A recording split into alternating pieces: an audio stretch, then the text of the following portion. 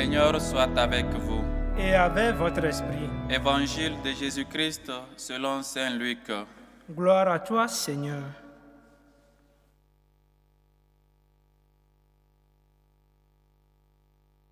À l'heure même, Jésus exulta de joie sous l'action de l'Esprit Saint, et il dit, « Père, Seigneur du ciel et de la terre, je proclame ta louange.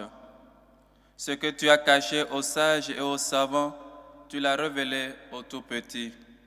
Oui, Père, tu l'as voulu ainsi, dans ta bienveillance. Tout m'a été remis par mon Père. Personne ne connaît qui est le Fils, sinon le Père, et personne ne connaît qui est le Père, sinon le Fils, et celui à qui le Fils veut le révéler. » Puis il se tourna vers ses disciples et leur dit en particulier, « Heureux les yeux qui voient ce que vous voyez, car je vous le déclare.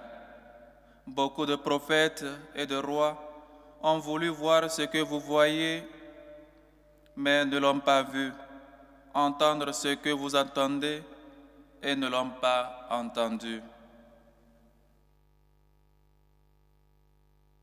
Acclamons la parole de Dieu. Louange à toi, Seigneur Jésus.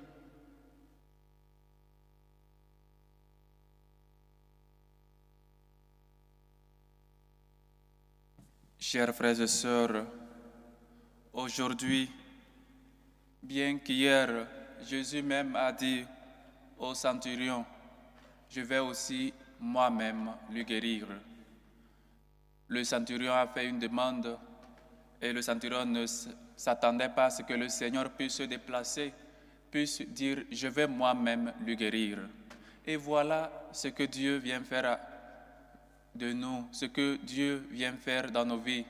Il vient nous guérir. Et le centurion dit, « Je ne suis pas digne de te recevoir. Je ne suis pas digne que tu entres sous mon toit. Dis seulement une parole et je serai guéri. » Le Seigneur veut venir dans notre maison.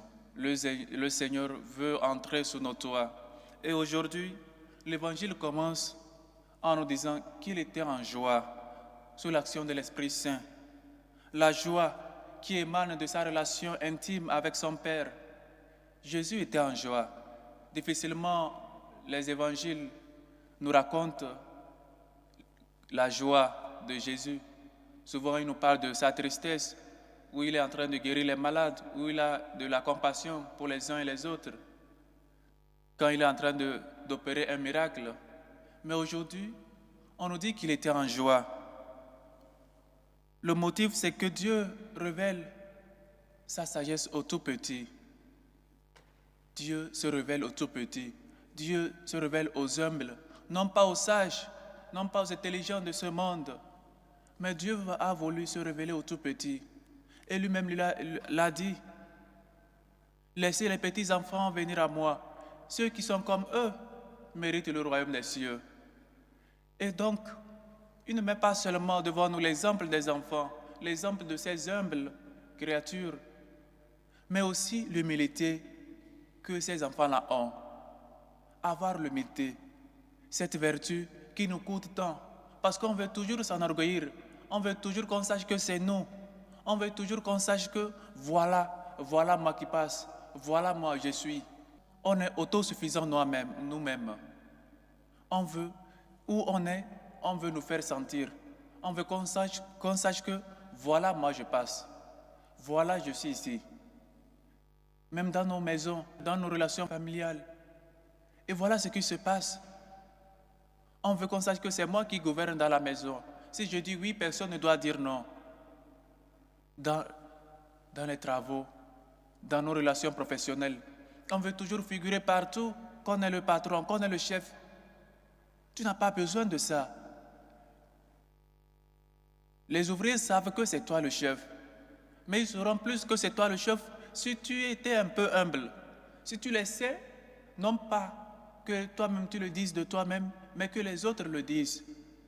Tu n'as pas besoin d'une carte ou d'un photocollant pour te coller au dos pour qu'on sache que c'est toi. Il faut être humble. Il faut reconnaître que sans Dieu, tu n'es rien. Tu n'es que poussière. Et donc, l'humilité des tout petits que le Seigneur veut évoquer ici, c'est à ce qu'il nous appelle. Regardez l'humilité de Dieu. Regardez ce Dieu, s'est fait homme, s'est fait tout petit. Ce Dieu qu'on va adorer le jour de Noël, il s'est fait petit. Il s'est fait humble. Il s'est fait un avec nous. Et si Dieu, le Tout-Puissant, s'est fait humble, s'est fait petit, n'est-ce pas là un exemple pour que nous puissions suivre? N'est-ce pas là un exemple de tout chrétien? N'est-ce pas là un exemple particulier de l'humilité? Regarde l'humilité de Dieu. Regarde comment il s'est humilié pour toi. Il s'est fait homme pour toi. Et il est monté sur la croix pour toi.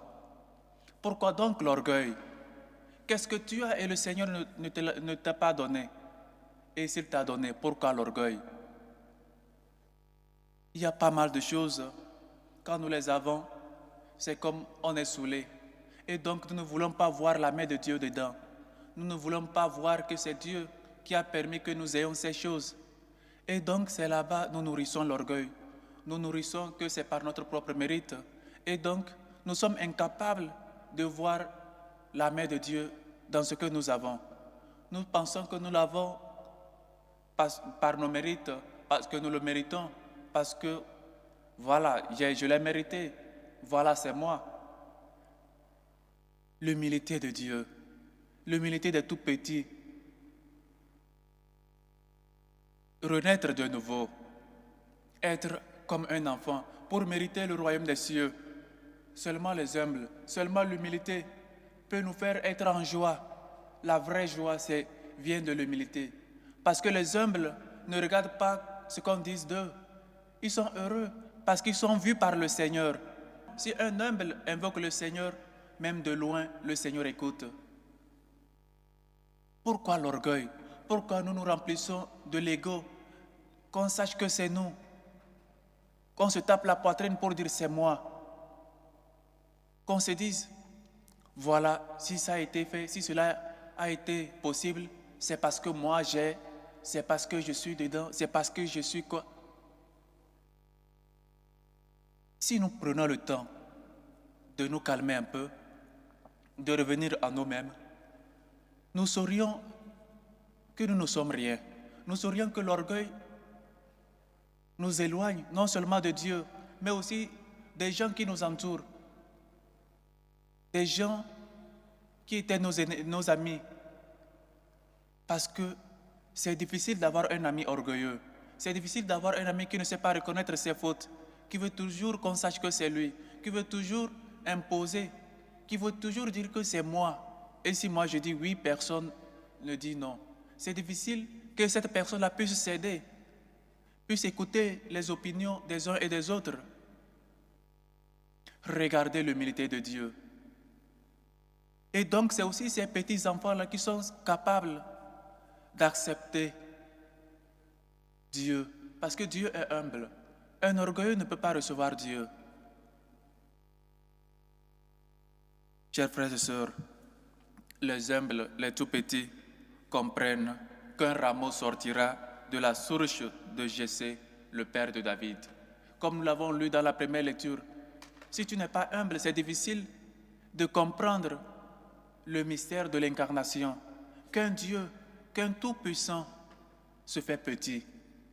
Seulement, il faut être humble pour connaître, pour réaliser à quel point l'humilité est bonne.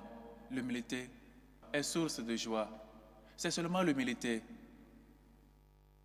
Chers frères et sœurs, le Seigneur cache tout aux sages et révèle au tout petit. L'humilité, c'est ceci, c'est marcher en la présence du Seigneur, c'est être joyeux, content. La joie des humbles, c'est être vu par le Seigneur et non par les hommes. Soyons humbles, soyez humbles. Et le Seigneur ne s'est pas incarné dans une personne qui n'est pas humble. Voyons la Vierge Marie. Elle est humble, humble de cœur. Notre mère, la mère de l'Église, la plus humble. Prions donc, priez pour que le Seigneur nous concède la grâce de l'humilité, le don de l'humilité. Parce que l'humilité, c'est un don, c'est une grâce de l'Esprit Saint. Et il faut toujours demander cette grâce-là, la grâce de l'humilité. Parce que c'est seulement un humble qui peut comprendre le mystère de l'incarnation et donc qui est capable de reconnaître Dieu tout petit qui marche et qui veut que nous soyons des tout petits. Laissez les enfants, les petits-enfants venir à moi parce que ceux qui sont comme eux méritent le royaume des cieux. Soyez humbles, soyons humbles. Cela ne nous coûte rien, cela ne nous enlèvera rien. Seulement cela va nous ajouter. Cela va être pour nous un exemple, un atout, pour que nous puissions comprendre le mystère de Dieu et comprendre aussi la Vierge Marie, l'esclave du Seigneur. Elle-même l'a dit, je suis l'esclave du Seigneur. Voyez jusqu'où l'humilité peut arriver. Se considérer comme un esclave, se considérer comme un néant devant la voix du Seigneur, devant l'ange Gabriel, devant la volonté du Seigneur. Qu'est-ce que tu as et le Seigneur ne te l'a pas donné? Et s'il te l'a donné, pourquoi l'orgueil? Chers frères et sœurs, soyons humbles, demandons l'humilité, regardons l'humilité de Dieu et faisons de lui l'hommage de nos cœurs. Regardons la Vierge Marie, la toute humble, et soyons nous aussi humbles. Et le Seigneur ajoute, il y a beaucoup de prophètes qui ont voulu voir ce que vous avez vu et ne l'ont pas vu. Les prophètes ont reçu l'annonce du Seigneur pour aller annoncer, mais n'ont pas eu cette grande joie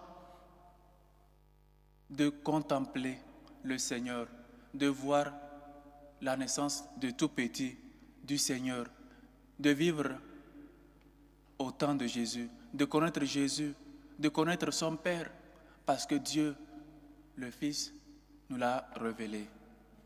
Chers frères et sœurs, nous sommes contents parce que nos yeux ont vu des choses que les prophètes n'ont pas pu voir, entendre la parole de Dieu,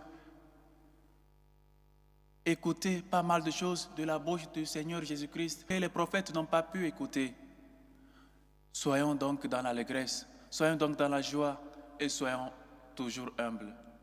Prions à la Sainte Vierge Marie, notre mère et mère de l'Église, la toute humble, qu'elle nous aide à toujours être des gens humbles, des gens sensibles comme ces petits enfants, afin que nous puissions contempler le mystère de l'incarnation, afin que nous puissions comprendre la sagesse de Dieu, parce que Dieu se révèle aux petits enfants. Que le Seigneur nous aide et que sa miséricorde nous réconforte. Amen. Amen.